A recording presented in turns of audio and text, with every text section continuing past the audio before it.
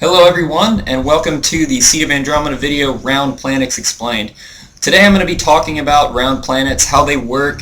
I'm hopefully going to fill you guys in on all the questions you had in the last video, and I'm also going to show you some footage from the game displaying like the issues with round planets. Hopefully after this video you guys will have your own opinions on the round planet system and maybe your own suggestions as well. So let's get this presentation started. Alright, what are we going over? We're going over how it's done, the problems. There's two problems. There's a distortion problem, and then there's an 8 world corners problem, which we'll get to. Distortion is the main problem. That's the one that I'm seeking the most help for from you guys. I do have some solutions of my own. We'll see what you guys think of it. And then, of course, there's going to be kitten picks, because why not? Alright, so first, some easy math. You know that class you didn't really pay attention to in school. This isn't super important if you already know how vectors work, so you can go ahead and skip that. I'm going to try to breeze over it pretty quickly, since a lot of you probably do already understand this math. So, a vector is a measurement of length and direction. A point on the Cartesian plane can be considered a vector. So if you look up here at figure 1, you're probably used to, graphing points on a graph. Here we have a point 1, 3, where it's x and y, 1 and 3 respectively. It is also a vector if you kind of just draw an arrow. A vector is length and direction. The direction can be determined by just using some trigonometry to get the angle off of the axis or something like that. And then the length is calculated using this equation right here. It's also called the magnitude. All you do is take the square root of the sum of the squares of the 2 coordinates or 3 coordinates, however many dimensions your vector has. We're working with 2-dimensional vectors because they're super easy. You can have 1-dimensional vectors, 30-dimensional vectors, whatever you want. The ones we work with in 3D games are usually 3-dimensional vectors. So as you can see, the length of this vector is 3.162. It's just the square root of 10.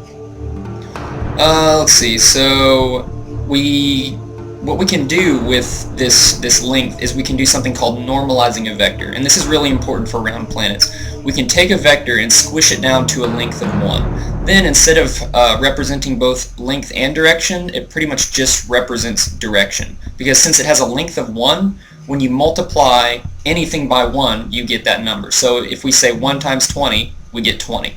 That's the same way with vectors. If you have a vector of length 1, then if you want that vector to be any size, you just multiply it by that number. For instance, if we have a point on the outer part of our world, we can normalize it, and then we can multiply it by the radius of our world to get a point on the outer edge of the world. Hopefully that made sense to y'all.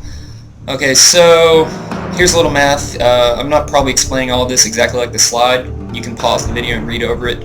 But we do some normalization right here. To normalize it, what you do is you take each coordinate and you divide by the magnitude. So we calculated the magnitude or length to be 3.162 using this formula. Now we just divide 1 divided by 3.162 and 3 divided by 3.162 to get the respective unit vector lengths. So our new vector looks like this tiny little arrow right here. It's pointing in the exact same direction as the arrow before, except it has a unit length. It has a length of 1. So this is going to be useful for us. Alright, let's move on. Now here's an example of how normalization allows us to make these round planets. Now, if you wanted to just make a round world, I guess you could just figure out a way to use voxels that aren't square and map them to it that way, like triangular voxels or something like that, but I wanted to use square voxels. So the easiest way to do that was to use a square shape and then normalize it. So what the world is it's a giant cube, because it's pretty easy to map cubes to a cube, and then it's a normalized cube. So each point in the cube is normalized using the equations we just went over. So I'll start from the basics. Here is a small square. We're going to look in 2D again because it's always easier to start in 2D. Here's the center, and then here's 2 points right here. When we normalize it and then multiply it by 1.5, because that is the radius, if we just normalize it, it's going to have a radius that comes out to about here. So we do need to multiply it by this radius to pop it out to the same size. Anyways, when we normalize it and multiply by 1.5, it becomes a circle. Now what do I mean by normalize? We just normalize vectors. How do you normalize a shape? Well, to normalize a shape, you look at every single point on the outer edge and you normalize it. You look at every point as a vector coming out of this midpoint. So if we go to the next slide, as you can see, here's those 2 points, the blue and yellow points displayed as vectors. We would normalize these 2 points and then all other points around this to get a sphere, or a circle. So say we have a radius of 1, this makes it really easy. All we need to do is normalize it to get this sphere. So let's look at what happens to the 2 points, and this is going to help illustrate what the next problem is, the problem of distortion. If we have this blue arrow right here, it has, we'll call it P2, it has 0, 1 as its coordinates, 1 being y and 0 being x, and has a length of 1. If we normalize that, it becomes 1 because it's already 1. There is no change here. So if you were standing here, there wouldn't be any distortion. However, over here, this yellow arrow has a coordinate of -1, 1, which is a length of 1.414. When we normalize that, it changes its length. So this ratio, 1.414 over 1, is going to be our ratio of distortion, and it's going to actually distort the world, but we'll get more over that. Here is a picture I found online. This is what happens when you take a cube, a three-dimensional object, and normalize it. So it looks like the radius of the cube and the radius of the sphere is about 4 blocks if you look at each of these as a block. So what they probably do is take all of these points, normalize them, and then multiply all of them by 4. And that's what gets this shape.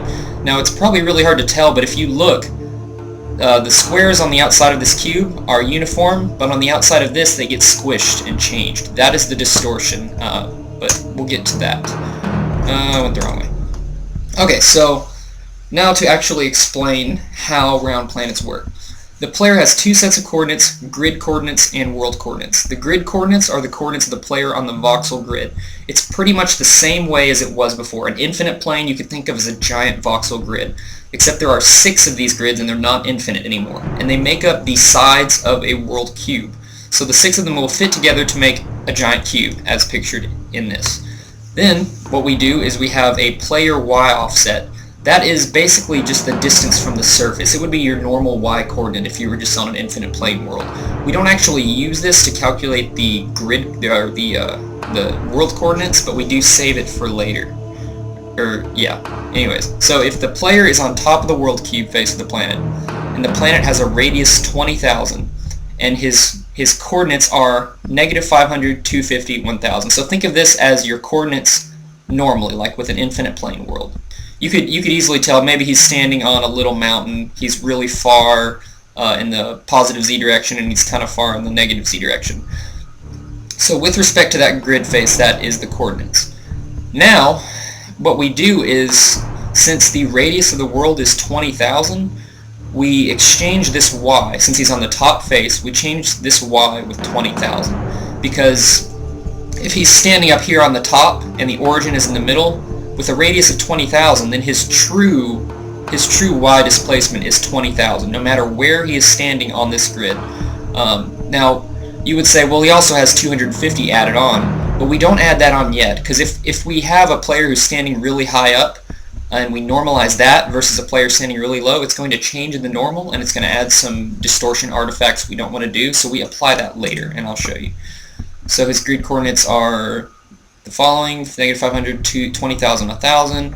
His y offset 250 is ignored for now. So he's standing on a mountain, but right now we just don't care about it. We pretend like he's standing right at sea level. So the player's world coordinates, which are the second set of coordinates, are calculated by normalizing his grid coordinates, which is the same equations we did before. That'll give you a vector of unit length 1. Now, since we have that vector, which is a direction, we multiply it by the radius of the world, which is 20,000, and then his y offset, which is 250 in this case. And that will push the player out to the correct spot exactly on the sphere where he would be standing if we were mapping a cube to a sphere. So if he's standing here in this corner, it's going to get normalized down here and then multiplied and pushed out to the corner. And here is the math. If you're interested, I'm not going to really walk through it too much. But if we let w equal the new vector, which is the new world coordinates, all we do is normalize g, which is his grid coordinates that we got before, and then multiply that by the radius plus y prime, which is 250, his y offset. You can work through this yourself, it's very simple. Okay, so now that we have world coordinates, what do? Well, we can place the player camera in the correct spot. So the player is actually walking on the outside of a cube. He's never truly on a sphere as far as, the physics of the world goes. We basically treat it as if he's walking on the outside of a plane. But what we do is we translate the camera to the correct spot on the sphere, and we do that using the equations before. And then we can actually rotate the camera so that his up direction is always facing outward from the sphere using the angles of the location vector. And the voxels are drawn exactly as before. They're drawn with a separate camera than the world. You actually draw the voxels. I pretty much didn't even really need to change this much. You just draw the voxels like before, except you rotate them into the correct place, just like you do with the player rotation, and you draw them on top of the world. So you're going to basically be standing on a cube and a sphere at the same time. In the voxel world, you're going to be on a cube, but it's going to look like that you are standing on the outside of a sphere. So now that brings us to distortion, because we can't precisely map a cube to a sphere like that. As we showed before, the vectors changed length based on kind of where you were on the sphere. So here we go. Problem 1, distortion. Here's an example. Here's a picture of some of the distortion that you get when you are really, really far in the X and Z direction with respect to one of the cube faces, the top cube face to be specific. Okay, so what causes this is a loss of surface area. If we visualize this as, if you remember that red square, and then this is the red circle, this is one cube face, and then in 2 dimensions it's just one square face. So what happens is, as you remember, when we normalize it, this yellow arrow changes size, and the surface area of the whole thing changes. So this whole surface area is 2, this whole surface area is the circumference of a circle, which is 2 pi r, which is 2 pi times 1 divided by 4, because there are 4 segments, and this is only one of the segments, or 1.571. So as you can see, this change in area is a problem, especially if we are treating the world as if it is a cube face, because we're going to have just enough voxels to map to this perfectly. If we try to squish them onto here, there's going to be problems. And what actually happens is that the voxels sort of slide along when you're walking. I'll illustrate it in the video. I'll cut to a new video in a second showing the actual game and showing it happening. If you are near this blue arrow, probably within this distance right here, you won't really notice any distortion at all. But once you get out here, you do start to notice it, which may or may not be a problem depending on, if you really care about that. Chances are, if you spawn right at the blue arrow, you may never even reach these outer lands because they're so far away. But if you do reach them, it's kind of like reaching the far lands in Minecraft. It has some charm. And if you keep going, it'll become non-distorted again because you'll be on the other side of a cube face. But there will be other planets to explore as well, so don't think that if you just entirely try to avoid these distorted areas that you're going to be missing out, because there's going to be plenty of content that isn't distorted. But that doesn't mean you have to ignore it or anything. So what does this do? It causes a large area of voxels to be placed over a smaller area of round terrain, basically what I said, resulting in discontinuities of the location of voxels at the edge of the voxel grid. Now right below your feet, the voxels are going to be mapped correctly, perfectly correctly to the sphere. The features that you are standing on are going to look correct. But since the voxel world is going to be of greater area than the round world, then at the edge of the voxel grid, you will notice that things aren't exactly in the right place. If we go back up to this example, see at the edge of the voxel grid here, these are the voxels and this is the round terrain, you will notice that these two structures are not in the right place. They are the same structure, but they look wrong. They're not in the right place because of this distortion. And this is very far in, I guess you could call them the far lands of the round planet. So this may or may not be a problem, but there are some semi-solutions for this that I have thought of, but you guys might have better ideas. So the first solution is to scale the voxels based on the degree of distortion. We can scale the direction of the voxel individually, meaning we can scale the positive x in one direction, the negative z in one direction, and then keep y uniform or something like that.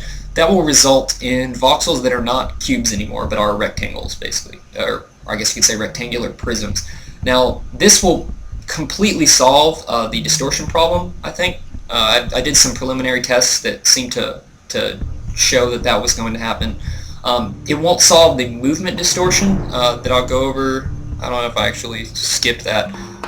But it will solve the mapping location problems, because as you scale the voxels up, the area is going to be mapped correctly, and it's just going to scale depending on where you are in the world. And it'll also if we do this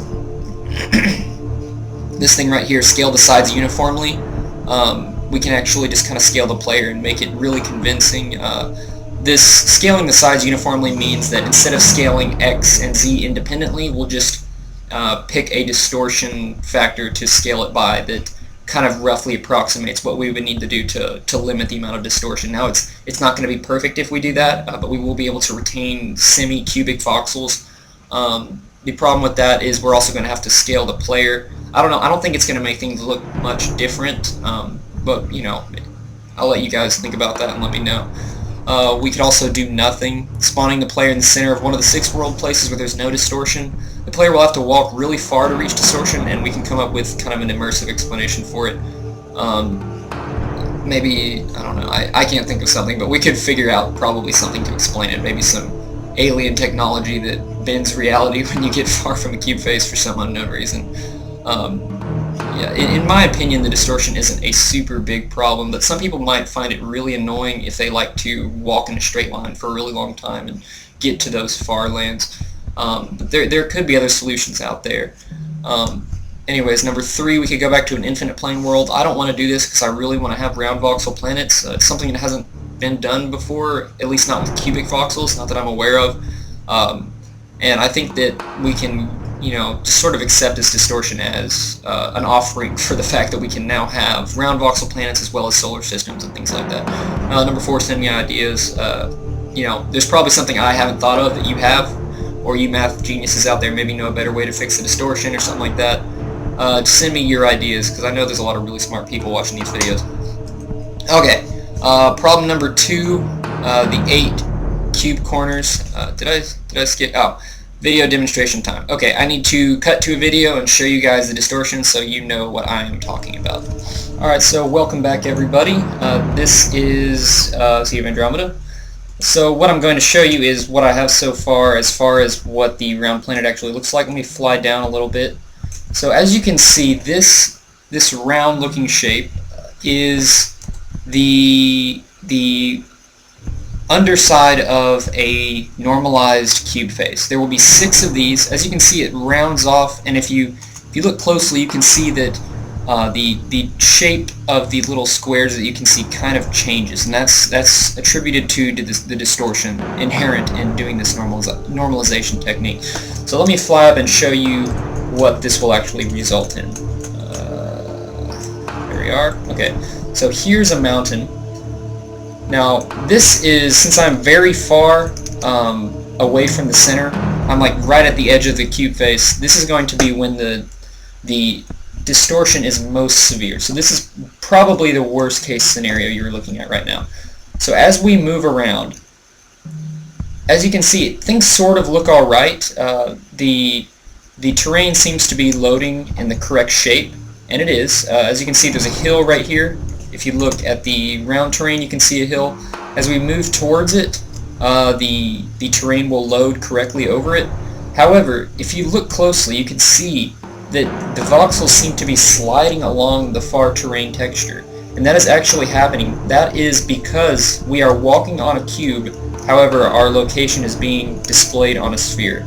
So the movement direction isn't exactly what we are actually anticipating. Now everything feels completely normal when you're walking in the voxel world. If you're only paying attention to the voxels, it all looks perfect, because you are walking on the outside of a flat cube, and that's how these voxels are being drawn. However, the far terrain is round, it's not a cube, and we are, you know, doing the little normalization tricks to display the voxels here. So what's happening is, as we move along this greater surface area cube, our movements are actually smaller along the sphere, because the surface area of the sphere is smaller. So it's going to look like the far terrain and the voxels are moving at a different rate, which they are moving at a different rate. Especially apparent if you are above it. As you can see, they seem to be sliding.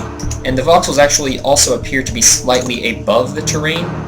They are not actually above the terrain. That is just an optical illusion caused by the fact that we are drawing the voxels over top of the terrain always. It's sort of an illusion because some of the terrain is actually a bit closer than the voxels. However, since we are drawing the voxels over the terrain at all points, no matter if the terrain is actually closer, it makes it appear as if the voxels are above the terrain more than they actually should be. So these are the distortion problems that we will encounter, again, only if you are very far from the center of a cube face, which is not, it would take you a very long time to walk there, so it would probably be more of an in-game thing when you have spaceships. So yeah, that's about it. I'm going to cut back to the slideshow and continue with the next problem.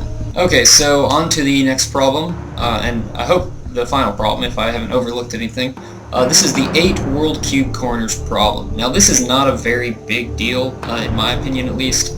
Some people might find it more of a problem, but it's a problem that I can't really find a solution to. I don't know if there is one, but I'll illustrate it. So here's our world cube. Okay, say it's a very tiny world. There are 4x4 chunks per face, so we're looking at 3 faces right now.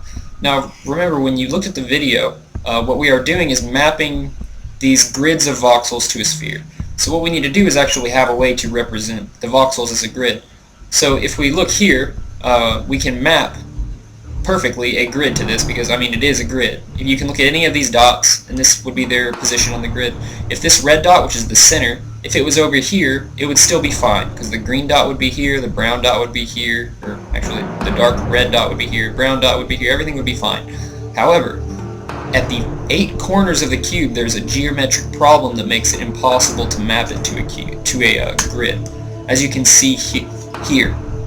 So if we have this red dot at the corner here, above it and to the left of it are going to be where we map these brown and green dots, okay? Because the brown dot is the northern neighbor to the red dot, and the green dot is the western neighbor to the red dot.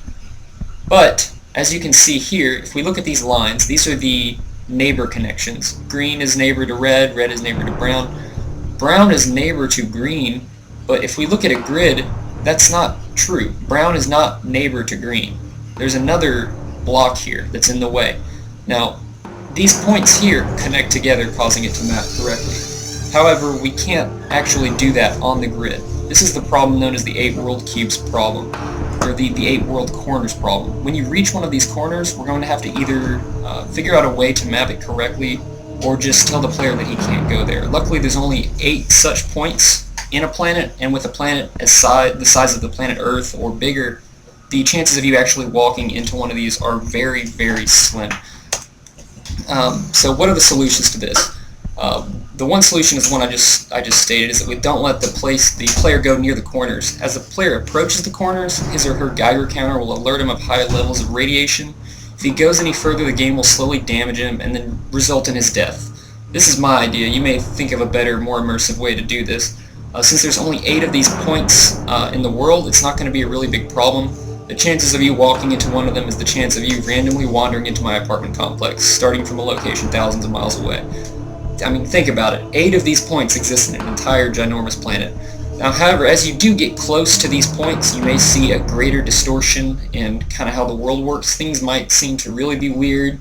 Reality might kind of bend a little bit, because we really are sort of bending reality when we map the cube to a sphere. But I don't think it's going to be a really big problem, and I think people are going to be definitely willing to cope with this minor problem. But of course, it's up to you guys. You guys are the players. If you don't like this at all, you want to go back to a flat plane, let me know. That's pretty much the end of the video. If you have any ideas, any suggestions, let me know. I like to hear your comments. I read all of them. I can't always respond to everybody's comments. I do get a lot, and I'm quite busy with full-time student duties and things. But yeah, that's about all I want to say. Stay tuned. I'll have another video next week about a finished block editor I've been working on, and I might even start talking about the biome editor, or start working on the biome editor. We'll just see how my schoolwork goes. Thanks for watching, guys. Be sure to subscribe if you haven't. Thanks for sitting through this long video. I appreciate it.